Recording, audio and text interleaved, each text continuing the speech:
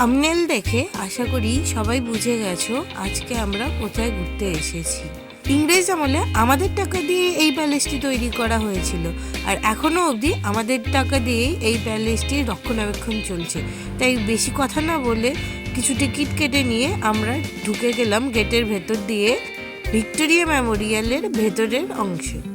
আর ভেতরে ঢুকেই মনে হলো কলকাতার সব লোক আজকে ভিক্টোরিয়া দেখতেই চলে এসেছে।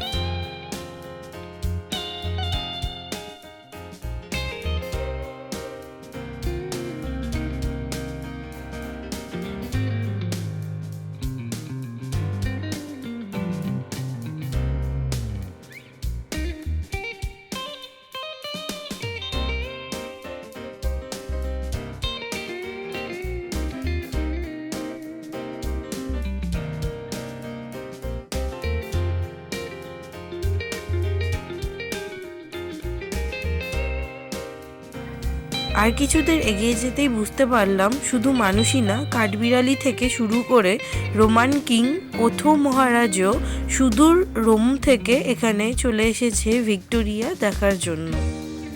আমার এক ফ্রেন্ড এই রোমানীয় ব্যক্তির সাথে সেলফি তুলতে চাইলে তিনি জানিয়ে দিলেন তিনি একমাত্র নাকি মহারানী ভিক্টোরিয়ার সাথেই ছবি তুলবেন।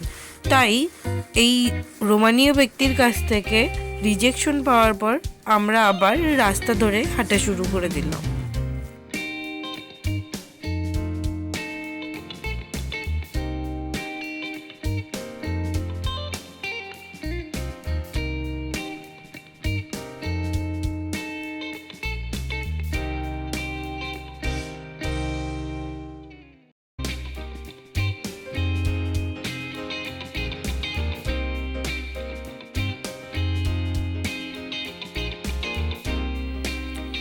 একটু এগিয়ে এসে দেখি ইন্ডিয়ার বর্তমান টেম্পোরারি বাজেট খারাপ হওয়ার জন্য লর্ড কার্জন পায়রার বদলে একটি কাকের সাহায্যে তার চিঠি আদান প্রদান করছে।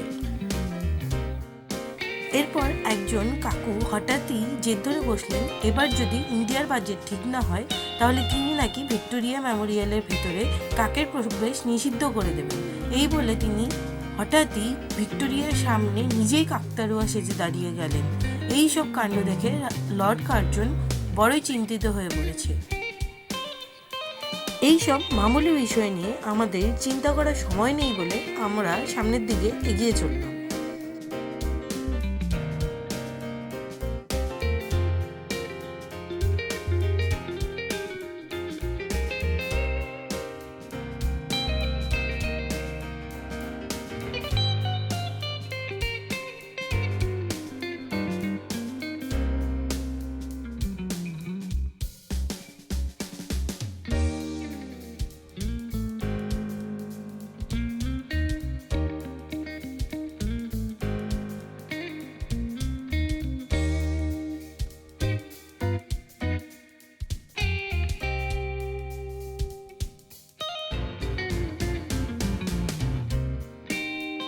এরপর ভিক্টোরিয়া মেমোরিয়ালের ভেতরে হঠাৎই একটা ইকো ফ্রেন্ডলি ডাস্টবিন আবিষ্কার করা হলো। মানুষ যে এখন পরিবেশ সম্পর্কে এতটা সচেতন, মানে ডাস্টবিনও এখন ইকো ফ্রেন্ডলি দেখে খুবই ভালো লাগছিল। আর তারপরেই দেখলাম সূর্যদেব তাড়াতাড়ি করে আমাদের আগেই বাড়ির দিকে অগ্রসর হচ্ছে।